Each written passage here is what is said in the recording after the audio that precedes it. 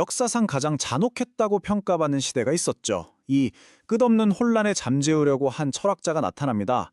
그런데요, 그의 사상은 거대한 제국을 만들었지만 그 대가가 정말 끔찍했습니다. 오늘 다뤄볼 이야기는 바로 이 피로 센 법치 스캔들, 한비자입니다. 본격적으로 시작하기 전에 여러분께 한번 질문을 던져보고 싶어요. 만약 여러분이 수백 년 동안 계속된 전쟁을 끝낼 수 있다면 과연 어디까지 할 수 있을까요? 어디까지가 허용될 수 있을까요? 이 엄청난 딜레마가 바로 한비자가 살았던 시대의 가장 큰 화두였습니다. 자, 그럼 그 시대로 한번 들어가 볼까요?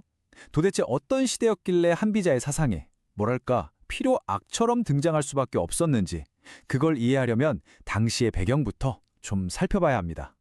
바로 춘추 전국시대. 이건 뭐 말 그대로 생존을 위한 무한 경쟁, 정글 그 자체였습니다. 무려 수백 년 동안 나라들이 서로를 잡아먹으려고 정말 끝도 없이 싸웠거든요. 이런 지옥 같은 혼란 속에서 군주들은 뭐라도 좋으니 어떻게든 살아남을 방법, 이길 방법을 필사적으로 찾고 있었던 거죠. 그래서 당시 군주들의 머릿속엔 딱 한 가지 목표밖에 없었습니다. 바로 부국강병. 이게 뭐냐면요, 말 그대로 나라를 부자로 만들고 군대를 강하게 키운다 이겁니다. 그렇게 해서 경쟁자들을 다 밟아버리고 천하를 통일하는 것. 오직 힘, 이것만이 유일한 가치였던 거죠. 바로 이런 냉혹한 현실이 아주 급진적인 새로운 사상이 자라날 완벽한 토양이 되어준 겁니다. 그리고 바로 그 혼돈에 대한 대답으로 법가라는 사상이 등장합니다.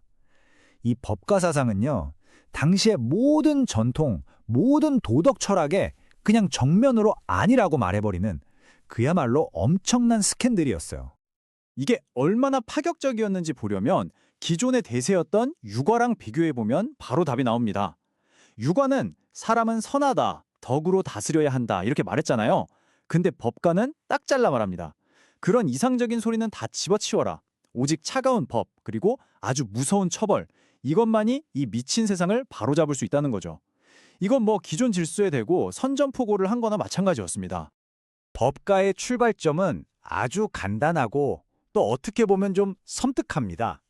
바로 인간은 원래 이기적이다. 이거예요. 뭐 선한 본성, 도덕, 양심 그런 거에 기대는 건 그냥 헛된 희망이라는 거죠. 사람들은 오직 강력한 통제, 그리고 자기가 받을 처벌이 두려울 때만 말을 듣는다. 굉장히 냉소적인 인간관에서 시작하는 겁니다. 이게 바로 한비자가 외쳤던 겁니다. 지금 이 혼란한 시대를 무슨 인의 예지 같은 추상적인 도덕으로 다스리겠다고? 그런 바보나 하는 짓이다. 오직 피처럼 엄격한 법만이 세상을 구할 수 있다. 뭐 이런 거죠. 뜬구름 잡는 소리로는 이 지옥을 바꿀 수 없다는 기존 사상에 대한 아주 강한 경멸이 느껴지지 않나요? 자, 그래서 한비자는 군주에게 말합니다. 이 혼란을 끝내고 절대적인 권력을 쥐려면 반드시 손에 넣어야 할 세 가지 무기가 있다고요. 이게 바로 한비자 사상의 핵심, 통치의 삼위일체입니다. 자, 이 세 가지가 법, 술, 세인데요. 하나씩 뜯어볼게요. 먼저 법. 이건 귀족이든 평민이든 똑같이 적용되는 법을 말합니다. 지금이야 당연하지만 신분제 사회였던 당시엔 정말 말도 안 되는 엄청난 스캔들이었죠. 다음은 술. 이건 신하를 믿지 말고 아주 비밀스러운 기술로 통제하라는 거예요. 군주는 인자해야 한다고 믿던 시대에 아무도 믿지 마라고 하니 얼마나 충격적이었겠어요. 마지막으로 세.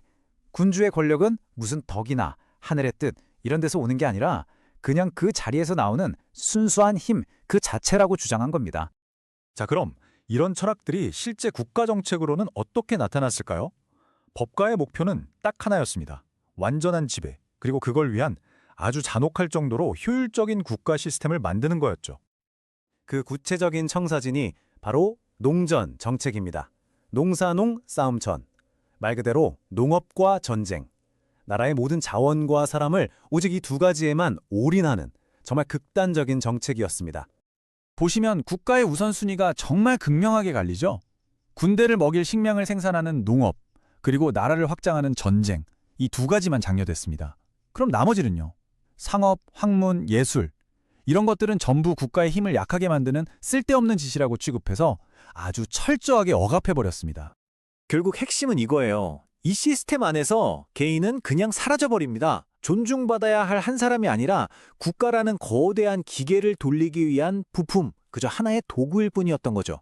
바로 이 지점, 인간을 수단으로 봤다는 점 때문에 법가는 나중에 인간성을 파괴한 비정한 사상이다라는 아주 혹독한 비판을 받게 됩니다. 자, 그렇다면 이렇게 무서울 정도로 효율적인 시스템이 실제로 역사에 적용됐을 때 과연 결과는 어땠을까요? 이건 위대한 성공이었을까요? 아니면 끔찍한 비극이었을까요? 한비자의 사상은 그냥 책상 위 이론으로 끝나지 않았습니다. 바로 진나라가 상항이나 이사 같은 인물들을 등용해서 이 법가 사상을 국가 운영 시스템으로 통째로 받아들였거든요. 인류 역사상 가장 거대하고 또 가장 잔혹한 실험이 시작된 겁니다. 이 타임라인을 보면 그 속도가 정말 기가 막힙니다. 법가를 받아들인 진나라는 말 그대로 폭주기관차처럼 성장해서 마침내 그 길고 길었던 혼란기를 끝내고 천하를 통일해버립니다. 엄청난 성공이죠. 하지만 바로 그 직후 분서갱유 같은 극단적인 폭정을 휘두르다가 믿어지세요? 단 15년 만에 허무하게 무너지고 맙니다. 이게 바로 법가가 역사에 남긴 아주 복잡한 얼굴입니다. 한쪽에서는 그 압도적인 효율성으로 제국을 만들었다는 점에서 성공신화라고 말하기도 하고요. 다른 한쪽에서는 그 비인간적인 폭정 때문에 최악의 사상이라고 비판하죠. 그러니까 제국을 탄생시킨 위대한 성공인 동시에 끔찍한 비극을 낳은 완벽한 양날의 검이었던 겁니다. 무려 2200년이 지났지만 한비자가 던졌던 이 딜레마는 여전히 우리에게 유효한 질문을 던지고 있습니다. 효율적인 국가, 위대한 목표 달성, 이런 걸 위해서 개인의 자유나 행복은 어디까지 희생될 수 있을까요? 과연 그게 정당화될 수 있는 걸까요? 이 질문에 대한 답은 오늘 이 이야기를 들으신 여러분 각자의 생각에 맡겨보겠습니다. 자, 한번 상상해 보세요. 지금으로부터 아주 오래전 고대 중국은요, 수백 개의 나라가 서로를 집어삼키려고 끝없이 전쟁을 벌이던 정말 혼돈의 시대였습니다. 춘추전국 시대라고 하죠. 모두가 이 끔찍한 현실을 끝내고 싶어 했고 그 해답을 찾아 헤맸습니다. 바로 그때 기존의 모든 질서를 뒤엎는 아주 급진적인 생각을 가진 한 철학자가 나타납니다. 이 시대는요, 말 그대로 아수라장이었어요. 힘센 나라는 약한 나라를 그냥 짓밟았고요. 귀족들은 백성들을 쥐어짰고 심지어 가족끼리도 서로 믿지 못하는 그런 시대였죠. 수많은 사상가들이 나타나서 평화를 위한 자기만의 해법을 내놨지만 세상은 나아질 기미가 전혀 보이지 않았습니다.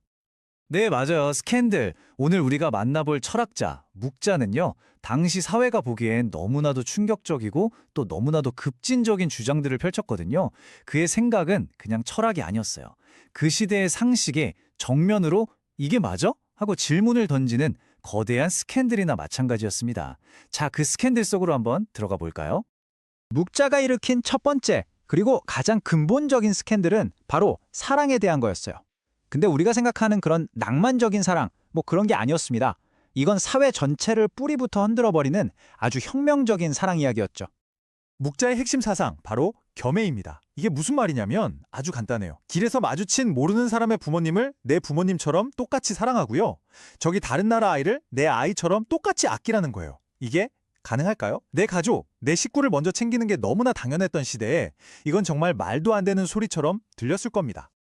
묵자의 사상이 왜 그렇게 충격적이었는지 알려면 당시의 대세였던 유교랑 비교해보면 확실히 알 수 있어요. 유교는 별에, 그러니까 사랑에는 차별이 있어야 한다고 봤거든요. 내 가족 먼저 사랑하고 그 다음에 이웃, 그 다음에 나라 사람. 이렇게 사랑이 퍼져나가는 게 자연스러운 질서라고 본 거죠. 그런데 묵자는 바로 그 차별하는 마음, 이야말로 세상 모든 문제의 시작이라면서 정면으로 반박하고 나선 겁니다. 묵자의 논리는 아주 명쾌하고 간단했어요. 자, 왜 나라끼리 전쟁을 할까요? 다른 나라보다 내 나라를 더 사랑하니까. 왜 사람들끼리 싸울까요? 남보다 나를 더 아끼니까. 그쵸? 그러니까 애초에 모든 사람을 똑같이 사랑해버리면 갈등의 이유 자체가 없어진다는 거예요. 여기서 핵심은 이겁니다. 겸해는 그냥 모두 사랑합시다 하는 감성적인 구호가 아니라 이 지긋지긋한 전쟁을 끝내 가장 현실적이고 실용적인 시스템이라는 주장이었던 거죠. 그런데요, 묵자의 스캔들은 여기서 멈추지 않아요. 한 단계 더 나아갑니다. 그는 이 보편적인 사랑이 도덕적으로 옳을 뿐만 아니라 우리 모두에게 실질적인 이익이 된다고까지 주장했어요. 사랑이랑 이익을 연결시키다니 정말 이제 너무 파격적이지 않나요? 이게 바로 상리라는 개념인데요. 서로에게 이익이 된다는 뜻이에요. 내가 다른 사람을 돕고 그 사람에게 이익을 주면 결국 그 사람도 나를 돕고 나에게 이익을 주게 된다는 거죠. 말하자면 세상을 하나의 거대한 품앗이 시스템으로 본 거예요. 그러니까 남을 돕는 게 결국 나를 돕는 가장 확실한 방법이라는 아주 이성적이고 실용적인 계산이었던 셈입니다. 자, 모든 사람을 똑같이 사랑해야 한다는 생각. 이건 자연스럽게 다음 스캔들로 이어집니다. 전쟁이 곧 국력이었던 그 시대에 전쟁 자체를 거부하는 평화의 스캔들입니다. 묵자는 정말 단호했습니다. 힘센 나라가 약한 나라를 침략하는 거 그거 정의로운 정복전쟁이 아니라 그냥 불의한 대규모 살인일 뿐이다 라고 선언해버렸어요. 오직 힘의 논리만이 통하던 시대에 왕이나 장군들 앞에서 이런 말을 한다는 건 정말 목숨 내놓고 할 수 있는 이야기였죠. 하지만 묵자가 그냥 전쟁은 나빠요, 평화를 사랑합시다 하고 외치기만 한 순진한 이상주의자는 아니었어요. 바로 여기에 묵자 사상의 또 다른 놀라운 반전이 숨어 있습니다. 묵자와 그의 제자들, 이들을 묵가라고 부르는데요. 이들은 당대 최고의 성을 지키는 기술, 즉 수성기술 전문가 집단이었습니다. 그들의 평화 계획은 아주 구체적인 3단계로 이루어져요. 첫째, 비공. 어떤 이유에서든 남을 공격하는 침략 전쟁은 절대 반대한다. 둘째, 수성. 스스로를 지킬 수 있도록 당대 최고의 방어 기술을 마스터한다. 그리고 마지막. 이게 진짜 대단한데요. 실제로 어떤 나라가 침략을 당하면 군사 전문가들을 보내서 약한 나라가 스스로를 지킬 수 있도록 직접 도와주는 겁니다. 공격해봤자 이득 볼 게 없게 만들어서 전쟁 자체를 무의미하게 만들어버리는 것. 이게 바로 묵가만의 아주 적극적인 평화 유지 방법이었습니다. 묵자의 이 급진적인 생각은 여기서 끝나지 않습니다. 그는 사회의 모든 낭비와 비효율에 아주 날카로운 칼을 들이댔어요. 심지어는 아주 신성하게 여겨지던 전통에까지 말이죠. 묵자는 절용, 그러니까 모든 걸 아껴 써야 한다고 아주 강하게 주장했습니다. 특히 지배층이 부리는 사치와 낭비가 결국에는 백성들의 피땀을 짜내는 거라고 봤기 때문이죠. 그리고 한 걸음 더 나아가서 절장, 즉 장례를 아주 간소하게 치러야 한다고 주장했습니다. 야, 이건 정말이지 엄청난 스캔들이었어요. 당시 유교에서는 부모님이 돌아가시면 3년 동안 상을 치르는 게 최고의 효도라고 생각했거든요. 그런데 묵자는 이 3년이라는 긴 시간이 생산 활동을 완전히 멈추게 하고 국가 경제를 망치는 아주 비효율적인 짓이라고 정면으로 비판한 겁니다. 신성한 효도의 의무를 이게 과연 이득이 되는가 하는 경제적인 잣대로 평가해버린 거죠. 이렇게 시대를 앞서갔던 묵자의 사상, 한때는 유교와 어깨를 나란히 할 정도로 정말 큰 인기를 끌었는데 도대체 어떻게 된 걸까요? 이 급진적인 생각들은 왜 갑자기 역사 속으로 사라져버렸을까요? 묵자 사상의 역사는 정말 드라마틱합니다. 춘추 전국 시대에는 유교의 가장 강력한 라이벌로 떠오를 만큼 그 영향력이 어마어마했죠. 하지만 강력한 황제 중심의 통일 제국을 원했던 진나라에게 묵자의 사상은 너무나 위험하게 보였을 겁니다. 결국 그들의 책은 불태워지고 사상은 억압당하면서 무려 2000년이 넘는 시간 동안 역사 속에서 완전히 잊히고 맙니다. 어쩌면 모든 사람을 차별 없이 사랑하라는 외침은 힘의 논리가 모든 걸 지배하던 세상에서는 너무 순진하고 이상적인 이야기로 들렸을지도 모릅니다. 또 전쟁을 멈추라는 주장은 천하 통일을 꿈꾸던 군주들에게는 현실과 동떨어진 헛소리처럼 여겨졌겠죠. 결국 묵자가 일으킨 위대한 스캔들은 시대를 너무 앞서간 꿈으로 남게 된 겁니다. 하지만 한번 생각해 보세요. 오늘날의 우리는 어떤가요? 나라와 나라 사이에 끊이지 않는 갈등, 점점 더 심해지는 불평등, 자원의 낭비. 묵자가 그토록 해결하려고 했던 문제들은 놀랍게도 지금도 여전히 우리 곁에 있습니다. 어쩌면 2400년 전 너무 급진적이라는 이유로 역사 속에 묻혀버렸던 바로 그 스캔들 안에 지금 우리가 마주한 문제들을 풀 수 있는 어떤 실마리가 숨어 있는 건 아닐까요? 이 질문을 여러분께 남기면서 오늘 이야기를 마치겠습니다. 자, 오늘은 정말 극단적인 어찌 보면 서로를 향한 스캔들과도 같았던 두 철학의 대결을 한번 들여다볼까 합니다. 혼돈의 시대는 과연 어떤 사상을 필요로 했을까요? 여러분이라면 어떠시겠어요? 세상이 통째로 무너져 내리고 있다면 이걸 어떻게 구해야 할까요? 이게 바로 수천 년 전 중국 춘추 전국시대 사상가들의 머릿속을 가득 채웠던 단 하나의 질문이었습니다. 당시 상황은 말 그대로 아수라장이었습니다. 몇백 년 동안 전쟁이 끊이질 않고 기존의 사회 질서는 완전히 박살이 나버린 거죠. 사람들은 이 지긋지긋한 혼돈을 끝내줄 뭔가 아주 강력하고 새로운 아이디어를 간절히 원했습니다. 바로 이 지점에서 완전히 정말 180도 다른 해법을 들고 나온 두 사람이 있었습니다. 한비자와 목자. 한 명은 무자비한 통제를, 다른 한 명은 급진적인 연민을 외쳤죠. 오늘 우리가 파헤쳐볼 이야기는 바로 이 두 생각의 거대한 충돌입니다. 자, 그럼 먼저 첫 번째 해결책부터 볼까요? 바로 그 이름도 무시무시한 강철 주먹, 한비자의 법가 사상입니다. 한비자는 딱 잘라 말합니다. 이런 미쳐 돌아가는 세상에 도덕이니 선한 마음이니 하는 건 다 배부른 소리라는 거예요. 완전 사치라는 거죠. 그에게 필요했던 건 감정이 아니라 오직 차갑고 냉혹한 시스템이었습니다. 그래서 한비자는 군주가 나라를 완벽하게 통제하기 위한 세 가지 필살기를 제시하는데요. 바로 법, 술, 세. 이게 대체 뭘까요? 하나씩 까보죠. 첫 번째, 법.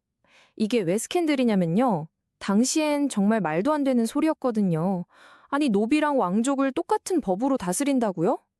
신분제가 뼈대인 사회에서 이건 뭐 세상을 뒤집는 얘기였죠. 목적은 단 하나, 예측 가능한 질서를 만드는 것이었습니다. 두 번째는 술, 즉 기술인데요. 이건 좀 으스스합니다. 군주는 그 누구도 믿으면 안 된다는 거예요. 신하들끼리 서로 의심하고 싸우게 만들고 자기는 뒤에서 포커페이스를 유지해야 한다는 거죠. 완전한 불신을 기반으로 한 통제 기술이었습니다. 그리고 마지막 세. 이건 그냥 힘이에요, 힘. 군주라는 자리가 주는 절대적인 권위. 뭐 인품이 훌륭하거나 착해서 얻는 게 아니라 그냥 그 자리에 앉았으니까 휘두를 수 있는 아주 순수한 권력이죠. 그럼 이런 시스템으로 만든 나라가 뭘 추구했을까요?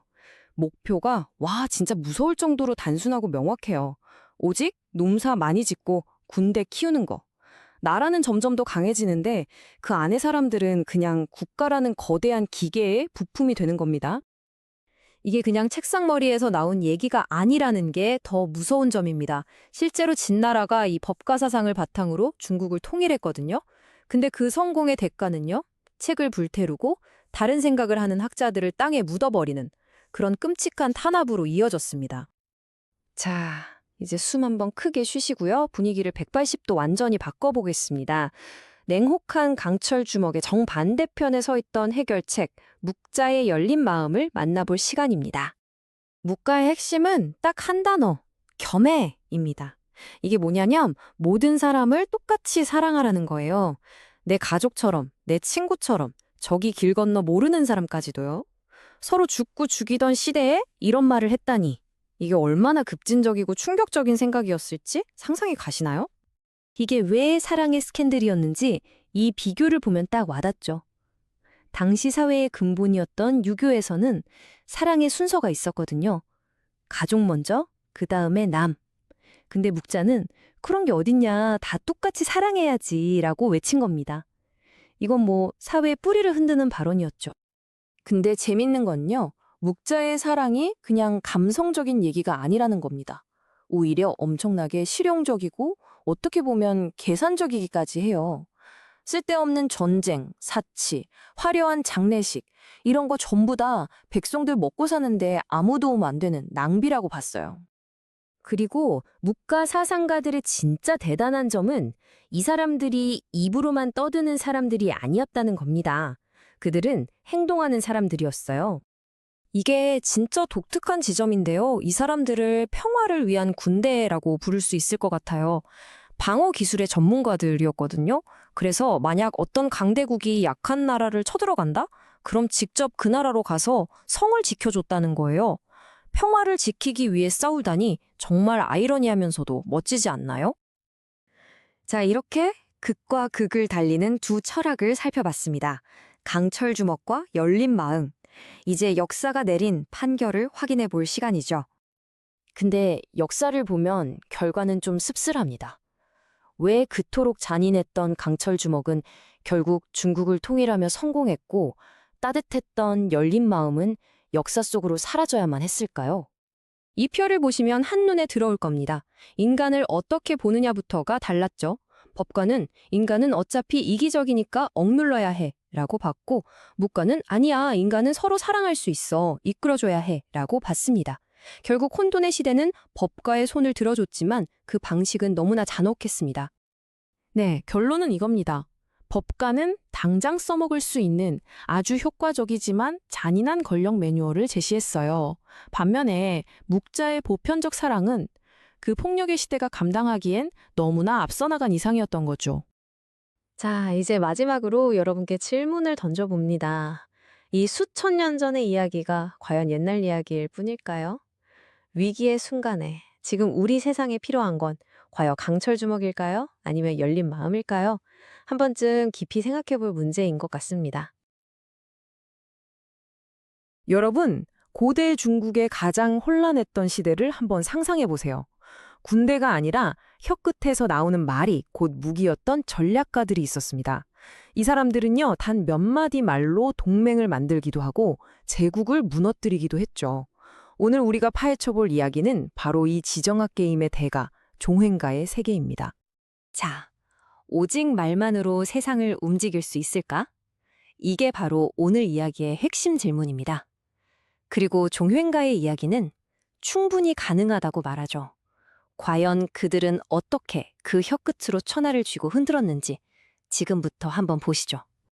자, 이 사람들이 활동했던 무대는요, 정말 역사상 가장 잔혹했다고 해도 과언이 아닌 곳이었어요.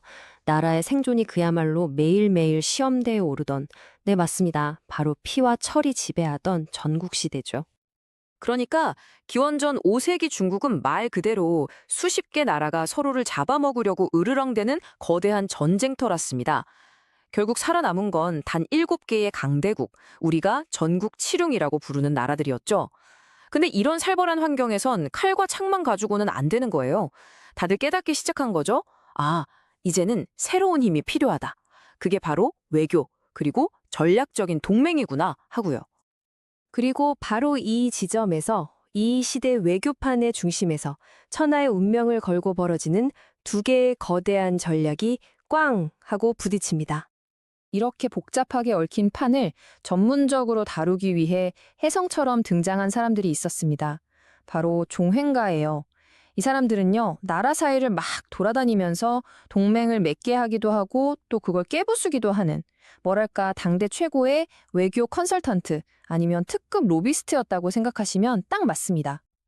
이 두 전략, 합종과 연횡은 그 차이가 정말 명확해요. 자, 먼저 합종은 뭐냐? 우리 약한 사람들끼리 뭉치자, 이거예요. 남북으로 쭉 늘어선 6나라가 힘을 합쳐서 서쪽에 있는 최강대국, 진나라에 맞서 싸우는 거죠. 반면에 연횡은 정반대입니다. 강한 쪽에 붙자, 이거죠. 각 나라를 하나하나 설득해서 동서 라인으로 진나라랑 손을 잡게 만드는 전략이었어요. 이런 거대한 전략들이 그냥 말로만 끝난 게 아니에요.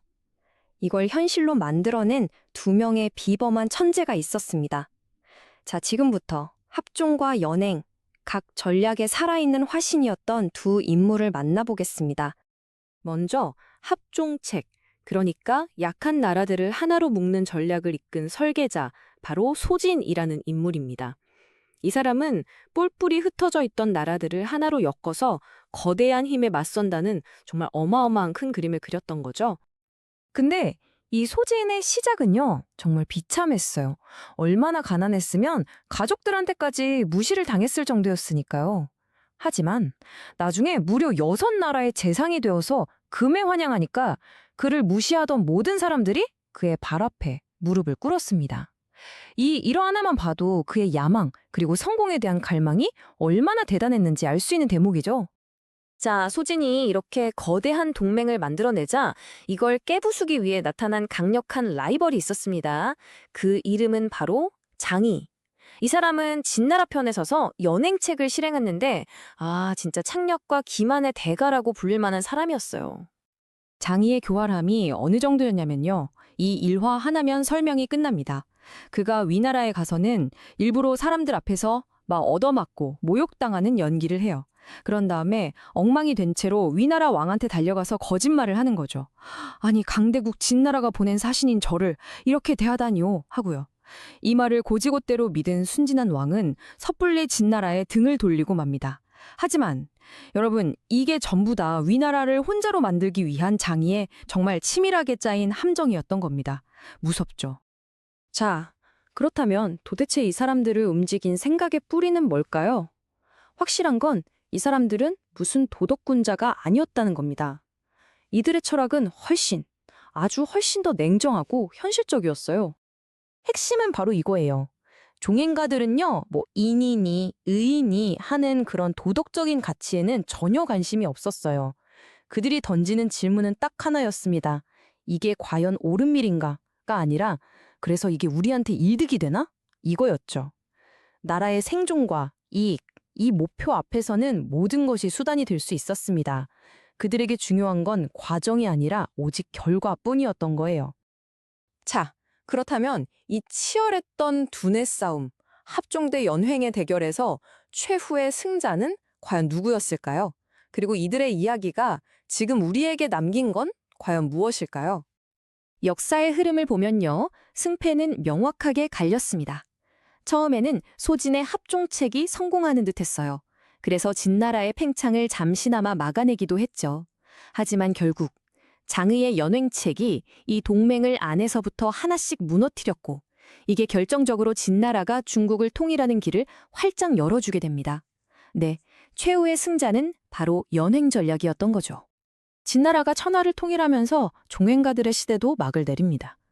그리고 훗날 역사에서는 이들을 두고 도덕도 없는 그냥 말만 잘하는 책사들이라고 좀 폄하하기도 했어요. 하지만 그들이 남긴 진짜 유산은 따로 있습니다. 바로 외교와 전략이 군사력만큼이나, 아니 어쩌면 그 이상으로 한 나라의 운명을 좌우하는 핵심 요소라는 걸 온몸으로 역사에 증명해 보였다는 거죠. 한번 생각해 보세요. 약한 나라들이 뭉쳐서 강대국을 견제하는 전략, 아니면 강대국을 중심으로 동맹을 새로 짜는 전략. 이거 2000년도 더 된 옛날 이야기인데 지금 우리가 보는 국제 뉴스와 너무 비슷하지 않나요? 묘하게 겹쳐 보이죠? 어쩌면 종회가들의 지정학 게임은 아직 끝나지 않은 건지도 모르겠습니다.